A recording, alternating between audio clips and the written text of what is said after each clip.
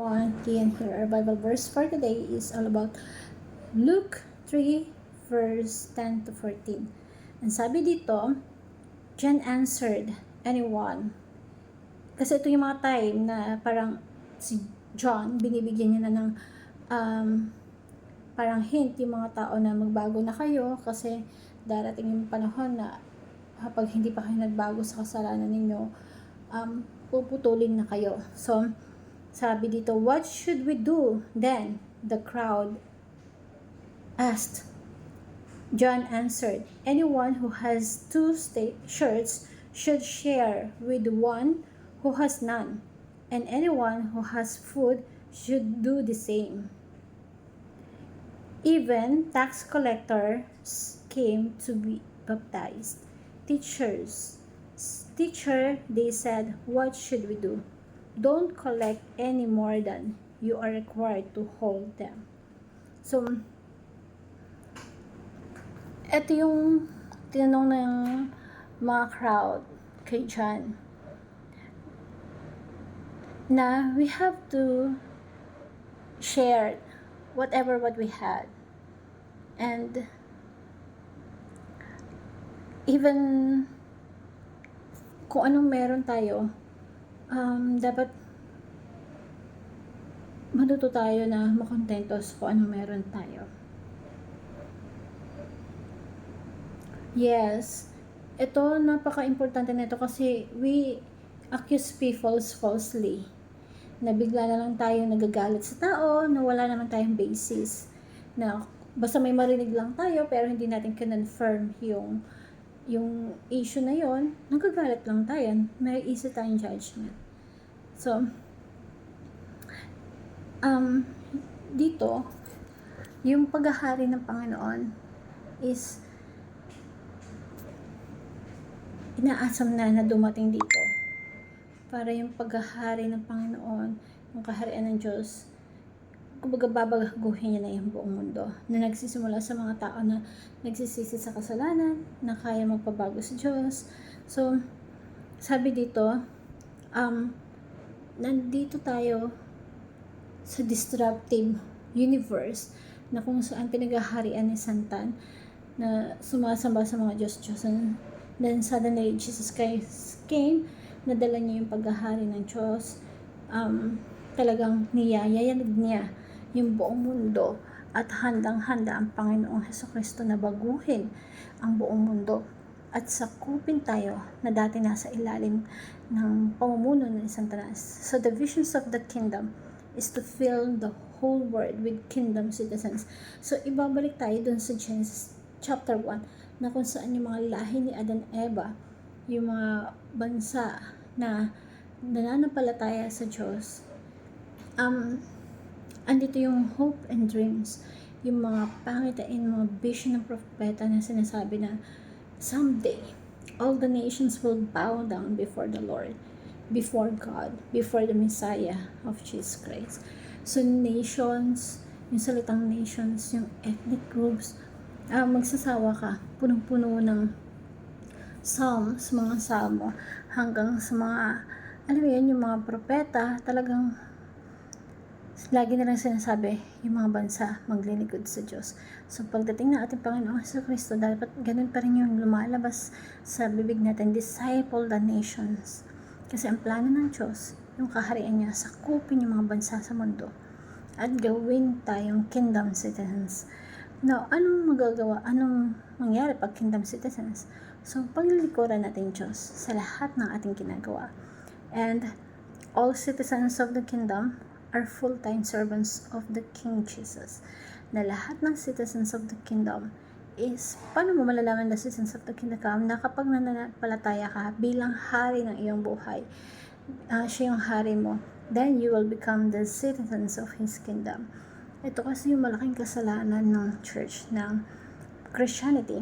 Yung kingdom of God, nireduce nila sa church building. So, kung ano yung mga ginagawa sa loob ng church, yun lang yung paglilingkod sa Panginoon. Sa history ng Christianity, it's obvious na pag sinabing salitang kingdom sa Greek, sa Bible, sa New Testament, yung kingdom po is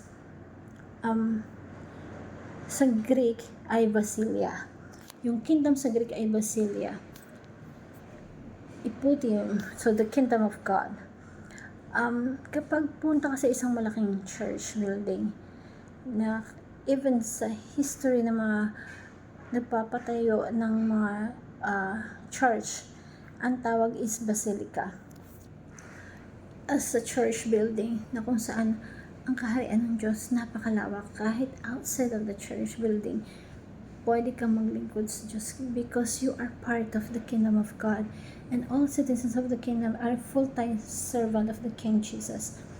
At sa talata natin na to, we have to see na ito yung mga tao naka-inkwento ng gospel of the kingdom.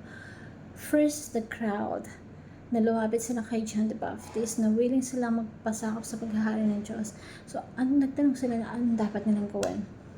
Yung crowd, sabi dito, tax collector and mga sundalo, hindi po sinabi ni John the Baptist na, party kayo ng kaharian ng Diyos, mag-quit na kayo sa mga trabaho nyo, kasi ang church ministry, yung mga mission lang, or ginagawa lang sa building, or evangelism, yung choir, doon lang sa church. So, hindi sila pinagkwento ni John the Baptist. Sa halip, tinuruan sila kung paano sila yung mamamayan at servant, tagapaglingkod ng Diyos sa kanyang kaharian. So, ibig sabihin, mas malawak pa ang kaharian ng Diyos kaysa sa basilica, sa church building na ina-attend na natin during Sunday. So, sabi ni John the Baptist, ito yung mga business people that time ni John the Baptist, na kung kayo mayayaman kayo, tumulong kayo sa kapwa. Kung dalawa ang damit mo, mag-share ka ng damit mo. Kung marami kang pagkain, ibahagi mo sa iba. That's how to become citizens of the kingdom of God.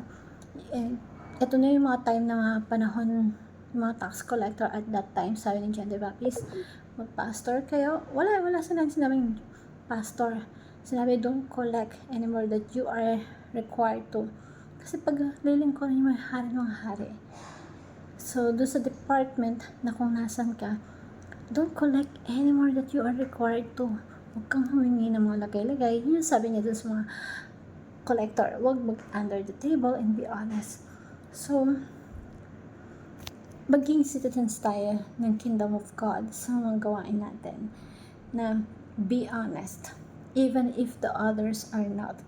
Even others will not. Even others cannot. Be honest. And that is the kingdom, the citizens of the kingdom na naglilingkod sa panghari ng mga hari. So, ito yung mga nasa BIR bilang tax collector. And yung sumunod na lumapit kay John the Baptist na ito na mga PNP, mga Navy, na mga sundalo na sabi dito, and some of soldiers asking, and what should we do? He replied, don't extort money, don't accuse people falsely. Be content of what you pay. Makontento ka sa sahod mo, huwag ka magbenta ng kung ano-anong illegal, huwag kang mag-extort, huwag kang mag-blackmail ng tao, huwag kang mag-judge ng tao basta-basta. Ganun. Kung sa panahon natin ngayon, andyan si John the Baptist na nangangaral. Alam mo yun, parang kung nandito siya sa panahon natin ngayon, pipilihan siya ng mga tax collectors, ng mga taga AFP, PNB, susundan siya. Kasi bakit? Kinukorek niya yung gawain mga tao. Tinuturuan niya. At tinatanong siya anong gagawin kung paano maging citizens of kingdom of God. And all citizens of God is a full-time servant of kingdom of Jesus, na kahit ano pong larangan meron ka, Jesus is your Lord, Jesus is King, and He is sa lahat ng ginagawa mo, He is your Lord. So, i-apply natin sa buhay po natin, sa lahat ng ginagawa natin. Even kung napipishable ka lang, nagtitinda ka ng balot. So, anong dapat mong gawin? Ganyan rin, dito na lang ang fishbowl, ayusin mo yung pagtitinda mo.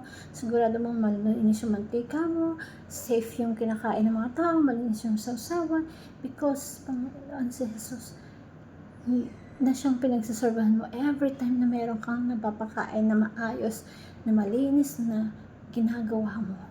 So, kahit sa pagtitinda ng balot, pagtitinda ng mani, this is how we become the citizens of the kingdom of God. Na tayo, kahit kung anong meron tayo, kahit nagtitinda ka ng fishball, you can serve God. Kasi yung karahan ng Diyos, mas malawak pa sa Basilica, mas malawak pa sa mga church building. All citizens of the kingdom are the full-time servant of the kingdom of God. Kahit fishball vendor ka, kahit na titinda ka ng balot, ng mais, kasi you are the fishball vendor in the kingdom of God. Kung yaya ka, kasambahay ka sa kaharian ng Panginoong Jesucristo. So, huwag mo maliitin yung sarili mo. Hope, kasi ang pinaglilingkuran mo, yung Panginoon, yung hari ng mga hari. Hindi lang yung boss mo. So, isipin mo pag ganito yung perspective mo, mapupuno yung buong mundo na sumasamba at mga dakila sa ating Panginoong Jesus. Hope this verse will learn a lot. Thank you everyone and God bless.